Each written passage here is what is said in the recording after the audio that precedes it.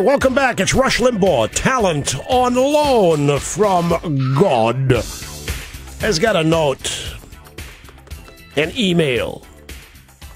Rush, doesn't the White House have a television? Doesn't Obama follow the news? Doesn't he know what's happening in Europe? Maybe instead of living so much in the past, he ought to catch up a little on world events.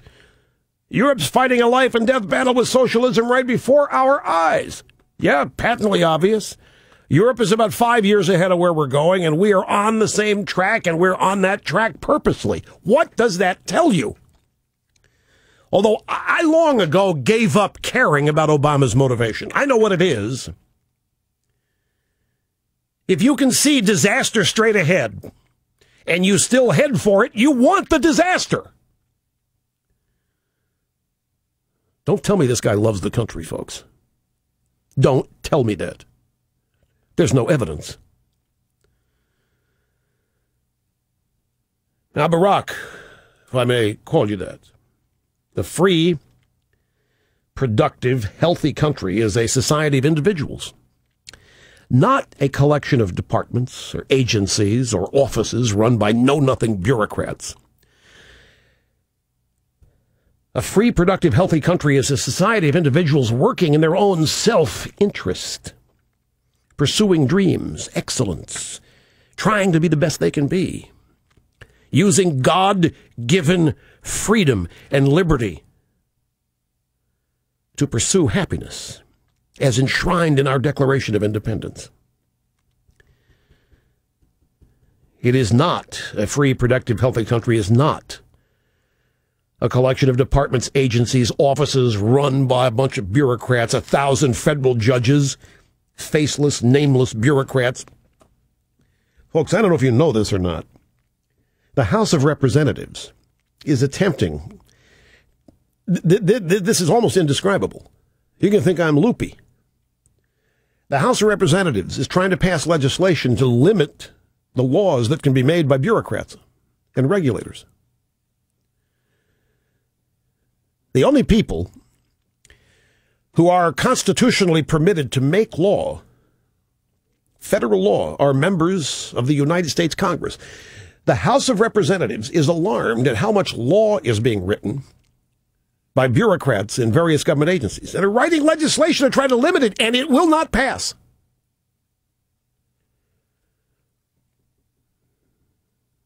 The Congress of the United States is attempting essentially to protect its constitutional role, and it will not survive. It will not pass this round of efforts because the Democrats in the Senate will never go for this. Now, Barack, if I may call you that, what is your obsession with big government? Massive deficits, huge bureaucracies, endless regulations, confiscatory taxes. What is it about that that turns you on? None of this creates opportunity. None of what you love, sir, creates wealth or jobs. Where has such an economic system ever worked? Where has what you love and adore ever succeeded? You say, sir, you want a more activist government. What does that mean? We're about 5 steps away from the financial cliff's edge, thanks to you. Thanks to the government, the incompetent ideologues who run it, like you. What else would you like to spend money on? What else would you like to regulate? What else do you want to demonize? What else do you want to cut down to size? What else do you want to destroy? What else would you like to ban? What else in America do you want to smother and obstruct? No, Barack, if I may call you that. The problem in this country right now is one individual in particular. Not all of the rich individuals. The problem in the United States of America is one individual, and that would be you, sir. You can't decide which president to be on any given day. But one thing we can see, Barack, if I may call you that.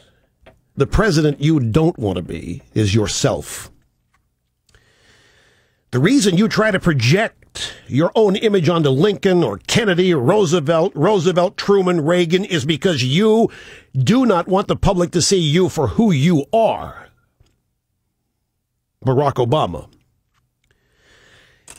I wonder, Barack, if I may call you that, I wonder how many future presidents will want to emulate you. I wonder how many future presidents will try to be you in the future.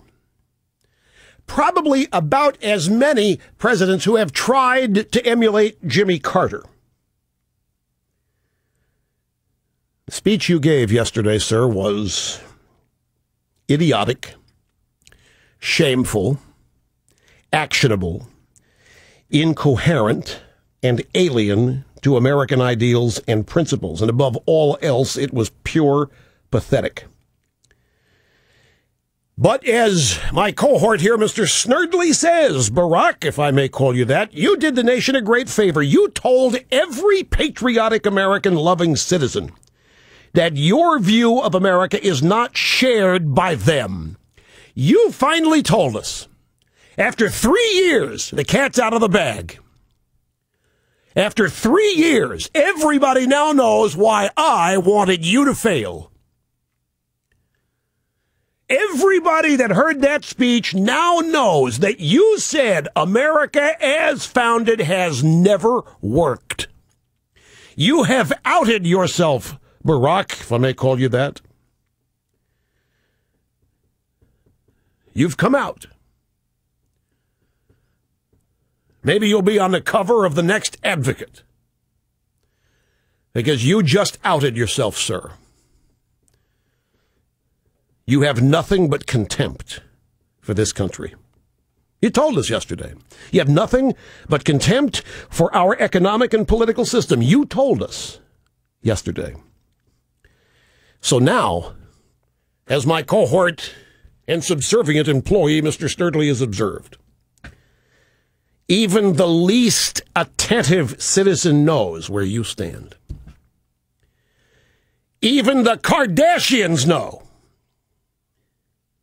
And that's a big achievement, folks.